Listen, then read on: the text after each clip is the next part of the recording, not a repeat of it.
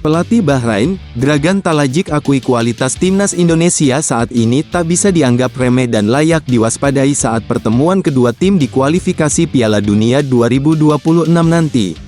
Skuad Garuda akan menghadapi Bahrain di Bahrain National Stadium pada tanggal 10 Oktober tahun 2024. Jika melihat dari statistik pertemuan yang ada, laga menghadapi Bahrain pekan ini terbilang cukup berat buat timnas Indonesia. Dari 5 pertemuan terakhir, timnas Indonesia baru sekali menang menghadapi Bahrain. Namun, secara terang-terangan Dragan Talajik menyebut timnas Indonesia saat ini punya potensi untuk mengalahkan mereka.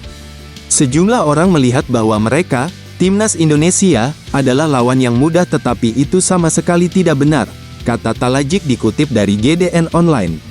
Mereka memiliki sejumlah pemain dari Liga Top Belanda, satu di Inggris, yang lainnya di Australia dan kiper dari AS, sebuah skuad internasional. Pemain kami tahu mereka akan menjadi lawan berat, dan mereka sangat berkonsentrasi di laga ini, tambahnya. Lebih lanjut, Talajik menjelaskan kelebihan besar timnas Indonesia yang diprediksi bisa membuat Bahrain kewalahan di kualifikasi Piala Dunia 2026 nanti. Salah satunya adalah kemampuan bertahan serta permainan counter-attack cepat yang terbukti mampu menjebol gawang Arab Saudi. Indonesia memiliki pertahanan yang bagus. Melawan Saudi dan Australia hanya kebobolan 1 gol, transisi dan serangan balik mereka juga bagus. Kami harus mengatasi ini, dan karena hal itu kami harus sabar, fokus penuh dan menunggu peluang kami, tutupnya.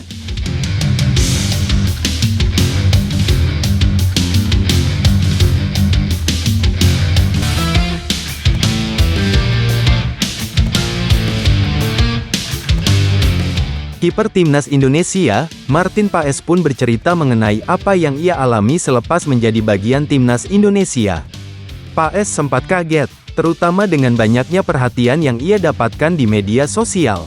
Saat ini pengikut Instagram Martin Paes bahkan sudah 1,7 juta. Martin Paes pun mulai melakukan pendekatan yang berbeda dengan media sosialnya. Kini ia tidak sembarangan lagi. Saat itulah saya merasa perlu menjalin hubungan dengan media sosial saya dengan cara yang berbeda, di mana Anda dapat menyingkirkannya untuk sementara waktu karena hal itu bisa sedikit membebani, kata Martin Paes. Sebelum resmi membela timnas Indonesia, Martin Paes susah merasakan ombak mengenai banyaknya penggemar sepak bola Indonesia di media sosial. Namun, Martin Paes tidak menyangka dengan banyaknya dukungan yang didapatkan di dunia nyata. Terutama saat timnas Indonesia berlaga di Stadion Utama Gelora Bung Karno. Sungguh tidak menyangka bahwa tiba-tiba kami dipuja oleh begitu banyak pengikut dan kerumunan yang besar, tandasnya. Martin Paes menjalani periode yang menarik bersama timnas Indonesia. Paes pertama kali mendapatkan panggilan dari skuad Garuda pada September lalu. Saat itu Martin Paes langsung menarik perhatian. Kiper berusia 26 tahun itu menjadi salah satu sosok kunci keberhasilan timnas Indonesia meraih 2 poin dari Arab Saudi dan Australia.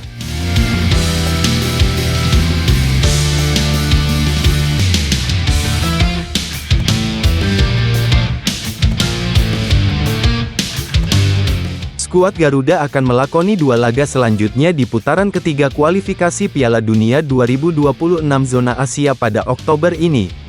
Sintayong telah menetapkan 27 pemain untuk dibawa olehnya, yang resmi diumumkan oleh akun timnas Indonesia di berbagai media sosial pada Rabu, tanggal 2 Oktober tahun 2024.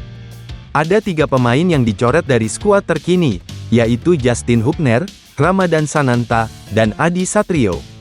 Hubner tidak dibawa karena cedera, dan Adi Satrio dicoret karena Coach Shin memutuskan untuk hanya membawa 3 kiper setelah memanggil 4 kiper pada September lalu. Untuk Sananta, digantikan dengan Malik Rizaldi. Namun, Sintayong bisa saja mencoret striker lainnya dalam skuad. Hoki Caraka termasuk striker yang dipilih Sintayong untuk dibawa ke Bahrain dan China pada Oktober ini.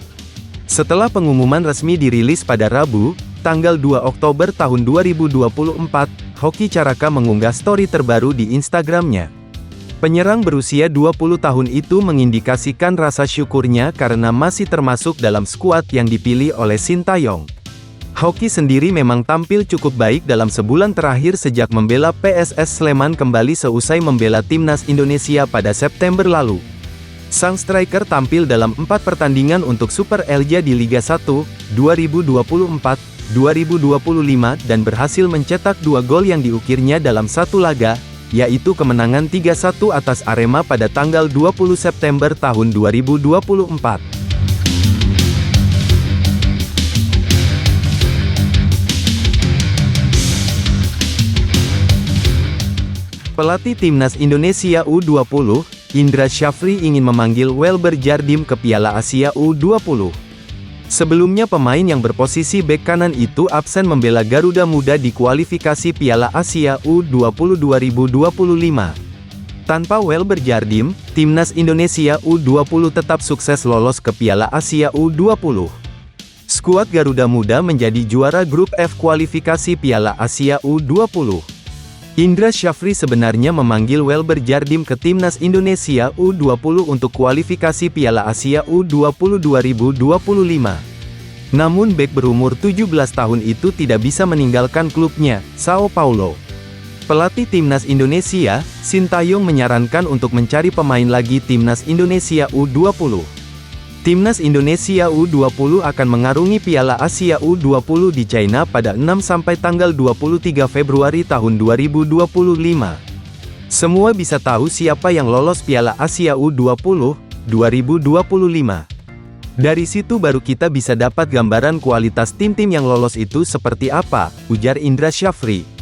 Tapi dari 3 kali kita mengikuti Piala Asia U20, saya sepakat dengan Coach Sintayong, bahwa kita mungkin butuh penambahan pemain, katanya menambahkan. Selain itu, Indra Syafri tengah mengajukan 3 pemain keturunan untuk dinaturalisasi. Ketiganya yakni Tim Gaypens, Dion Marks, dan Maures Mohinok. Dan ini yang akan kita diskusikan segera dalam minggu-minggu ini, siapa calon pemain barunya, lalu kita akan bicara dengan pemilik klub karena bagaimanapun kompetisi masih berlanjut, tutur Indra Syafri. Lalu kita juga akan coba bicara lagi dengan Welber Jardim dan menunggu 3 pemain keturunan lainnya, imbu Indra Syafri.